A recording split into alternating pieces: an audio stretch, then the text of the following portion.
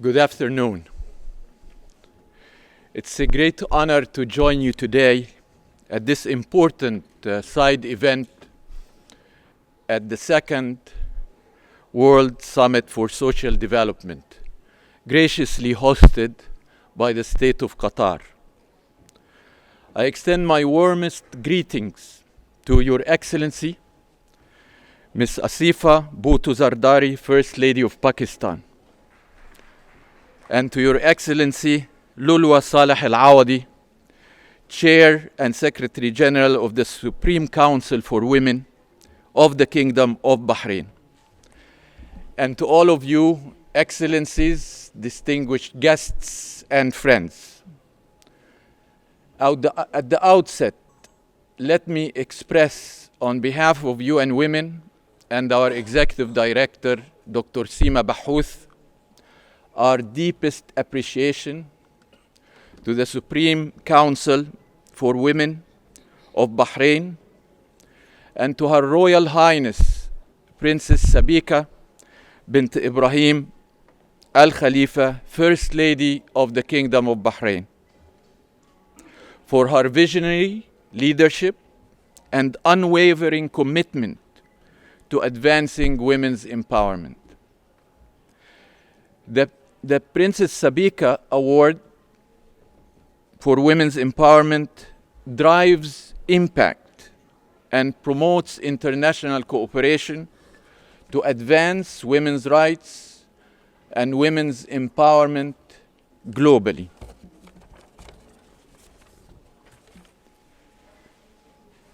On the background of this history, and you saw a snippet of it in the film and also in what Ms. Lulwa presented, the award was established back in 2017. It's now in its third iteration, and it's a joint initiative between the Kingdom of Bahrain and UN Women. It reflects Bahrain's leadership in promoting inclusive development domestically and nationally, as well as internationally, and Bahrain's dedication to sustainable development in general, including Sustainable Development Goal 5, to empower all women and girls. The award has 4 objectives: to recognize outstanding efforts by institutions and individuals advancing women's empowerment, to encourage efforts and place women at the heart of development strategies, and to raise awareness of successful models and practices. And the 4th objective is to share a global message that women are essential agents of change. It is a message that joins us all. The award recognizes achievements in 4 categories: inspiring stakeholders from civil society, the private sector, individual champions, as well as government and the public sector, to join the global multi-stakeholder effort envisaged in Agenda 2030, and also to accelerate the implementation of the Beijing Platform of Action that we are celebrating its 30th anniversary this year. Each winner in each of these 4 categories will receive $100,000 to expand and sustain their contribution and their impact.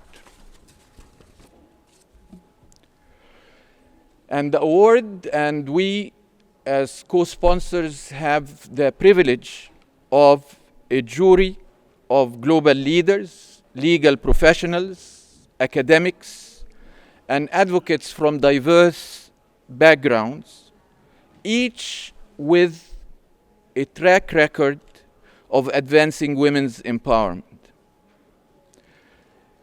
The jury is led by the Executive Director of UN Women and combines expertise to ensure objective selection of final winners. I will share with you a snippet of previous winners. And you will see that they represent a wide range of impactful initiatives across the award's 4 categories, again covering civil society, public institutions, the private sector, and individuals. Each winner is a success story of how practical solutions can drive meaningful progress in women's empowerment. Back in the first iteration of the award in 2019, winners demonstrated how local innovation and institutional leadership can drive meaningful, impactful change.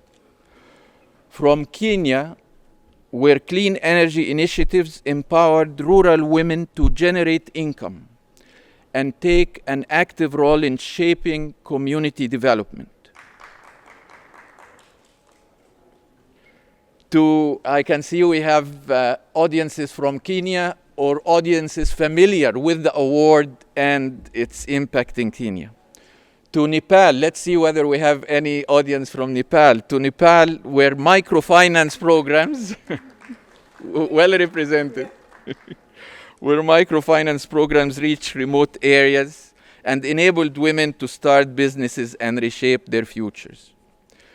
In India, entrepreneurship initiatives provided women with the tools to build sustainable livelihoods and take charge of their economic journey.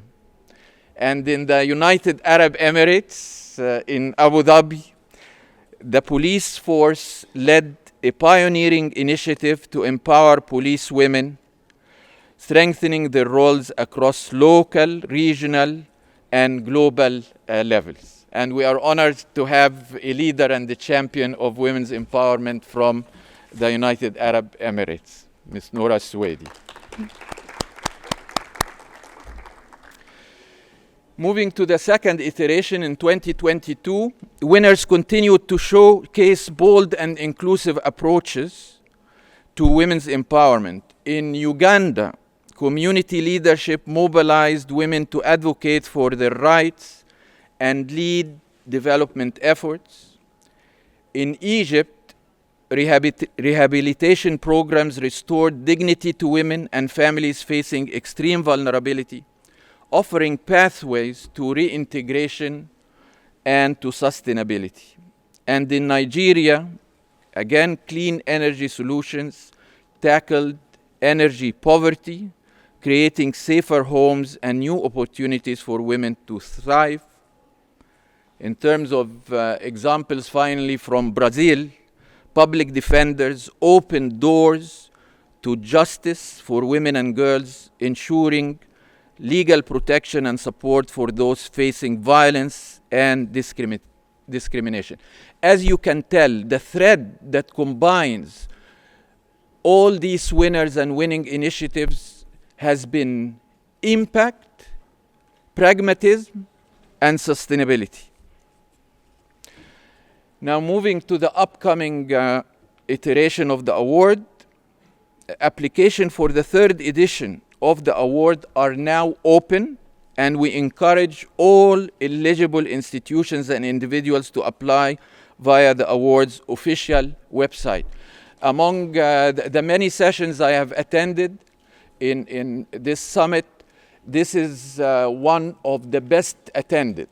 So I trust that that will also drive engagement with the award, past, present, but very much future in this upcoming iteration, and encourage those of you who have initiatives or whose work relates to the award's remit to apply, but also to encourage those whom you know to apply.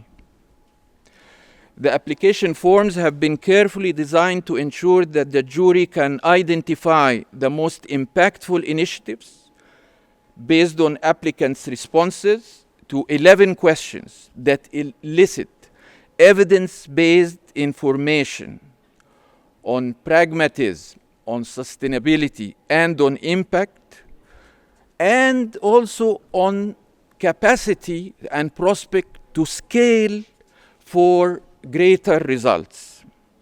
UN Women and the Supreme Council for Women will establish a mechanism to track the long-term impact of the award on both past and future winners, strengthening the award's contribution to learning and knowledge sharing. In closing, Excellencies, colleagues, friends, the Bahrain's Princess Sabeeka Global Award recognizes great achievements. More than this, it serves as a beacon to inspire sustainable, impactful action that contributes to accelerate implementation of Agenda 2030 and the Sustainable Development Goals to ensure that women and girls benefit equally from human progress. And if Ms. Lulwa commented that I smile a lot, it's because I smile when we are working together towards this noble, impactful cause. So on behalf of UN Women, I extend heartfelt thanks to the government of the people, to the government and the people of the Kingdom of Bahrain, to Her Excellency First Lady of Pakistan and her delegation for joining us here, and to all of you, and of course to our key partner, the Supreme Council for Women, led by Her Excellency Secretary General Lulwa, and above all, to Her Royal Highness Princess Sabeeka Bint Ibrahim Al Khalifa for leadership and partnership.